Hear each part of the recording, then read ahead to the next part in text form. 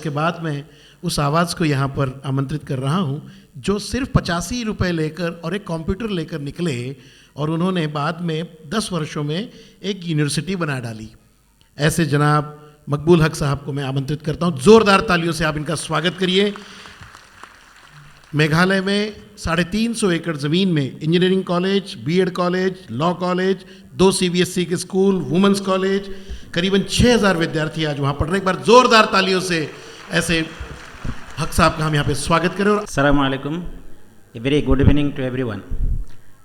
Honorable Home Minister of our great country, Sri Rajnath Singh Ji, the architect of this program, Janab Zafar Sharashwala Sahib, other dignitaries on the dais, dignitaries across the dais, ladies and gentlemen, media friends.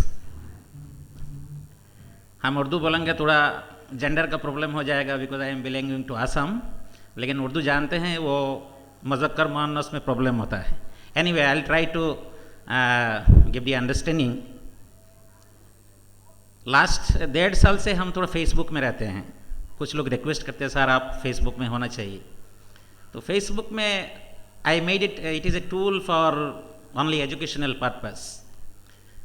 तो कभी कभी हम check करते हैं, just before 10 days one gentleman sent a kind of request, I want to start a school in my local area, लेकिन हमारे पास पैसा नहीं है।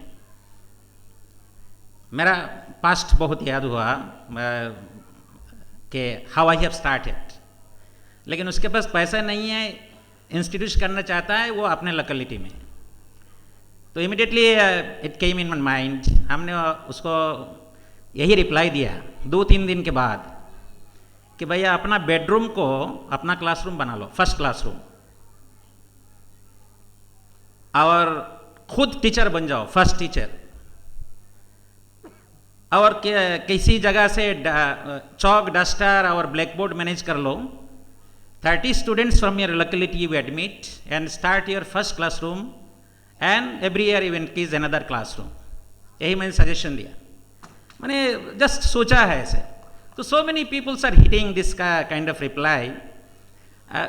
मेरे जहन में आया कि अगर वो मेरे सामने होता तो हम अपना हिस्ट्री बताते हैं कि हम क्लासरूम में रात को सो जाते थे, किसी को पता नहीं था, हम खुद वॉशरूम सफ़ा करते थे, सारा चीज़ करते थे।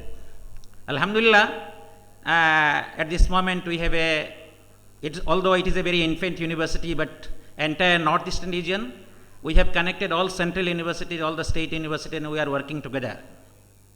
लोगों का ये परसेप्शन हो गया कि it is a public university.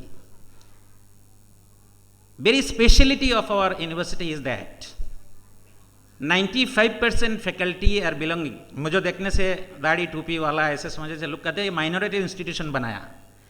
Yes, I am commending, but 85% students belonging to from other community and 95% faculty from other community. अब बताइए किस लिए हुआ ये? Because we could not perform. ये जो हमारा डिस्क्रिमिनेशन हम लोग जो समझते हैं वो था डिस्क्रिमिनेशन बाय सेल्फ। आज उसके बाद इमीडिएटली हमारे जहन में आया कि ये this problem can not be solved. हम अलीगढ़ में जब थे हम रैंक होल्डर थे, but I went back to Assam that I have to start a institution. I met a very rich man of our state. सबको पता है आसाम में कौन सबसे रिचेस्ट कौन है, and now he is leading a party. I approached, उन्होंने first reply दिया कि भाई दाढ़ी टोपी लेके आप टेक्नोलॉजिकल इंस्टीट्यूट कैसे करोगे, ये कैसे चलेगा? एक नेगेटिव मेरे जहन में आया, मेरा डर आ गया कि whether I can do, because I am as a masters in computer science, I started assembling computers. हमारे पास एक कंप्यूटर था, 4 इग्नो स्टूडेंट को एडमिशन किया, कंप्यूटर असेंबल करते थे, करीब 400 कंप्यूटर हमने सेल किया मार्केट में। And this way I started a small computer lab and I was training the students of IGNOU and Manipal university. That was the beginning. आज हमारे पास एक कंप्यूटर लैब में 300 कंप्यूटर्स है, and this computer is the biggest computer lab in the north east, and it is hired by the TCS for conducting all central government examination in our campus. तो हम ये कहना चाहते हैं कि discrimination, किसी ने हमारा ये सेंट्रल नेशनल मॉनिटरिंग कमेटी था सेंट्रल गवर्नमेंट के अंडर में, 3 years I attended meeting, and I have seen the committee members from other parts of the country and committee members from the south. सबका background study किया, and I was the youngest member there, कि south से जो आते हैं, everyone is belonging and everyone is the founder of different institution in their territory, in their area. But the people from the north, they are very good speaker. They can speak so many things, but they are not belonging to any institutions. Very few they are belonging. तो हम कहाँ चाहना चाहते हैं, society के जो enlighten people है, society के जो फैकल्टी मेंबर्स हैं, हम इंडिया के अगर 100 साइंटिस्ट ले लें, उसमें कितने हमारा कम्युनिटी का निकलेंगे? नहीं. इंडिया का 100 एकेडमिशियन ले ले, उसमें हमारा कितने लेंगे? हम लोग कहते हैं कि वी आर 13-14%. तो this is discrimination. We are discriminated by our self. We have to perform. हम दूसरा डिस्क्रिमिनेशन को ज़्यादा नहीं चाहेंगे, हम डिस्क्रिमिनेशन हमारा जो चाहे वो चाहेंगे.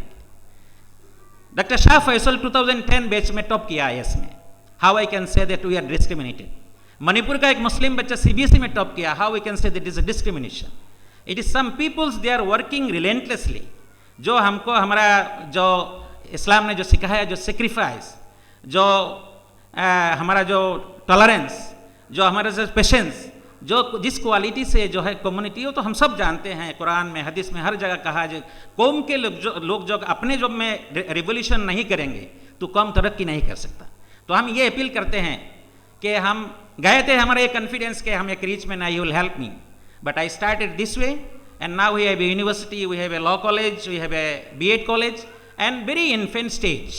Every year we are getting nearly 2,000 students in our institutions, and we have a model that we give 10% of the total intake to the underprivileged students. Now we have nearly 700 students undergoing education, free education in our institutions. I can say that any brilliant students who are unable to go for higher educational institution, you can send, you can recommend for our institution. We are giving free education to them, and I welcome everyone to visit our institutions.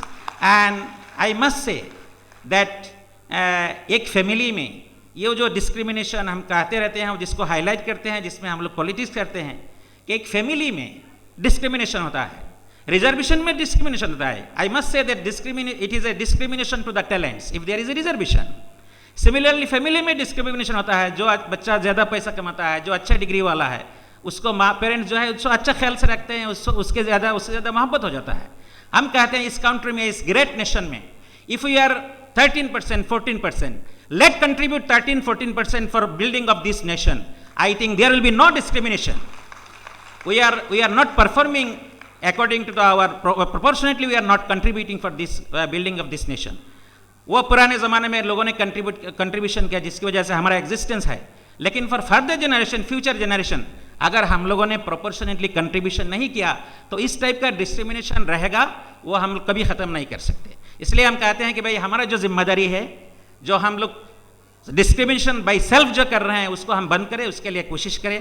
हम कहेंगे इंशाल्लाह there will be change in this country, और हमारा care भी मिलेगा. अच्छा, home minister Rajnath Singh को भी हमने रिक्वेस्ट किया, हमारा पहाड़ के ऊपर डॉक्टर कलाम साहब भी गए थे, आप भी नॉर्थ ईस्ट में विजिट करें तो हमारे कैंपस को विजिट करें. And we encourage, and I hope that there will be change if we work for the education. Thank you very much.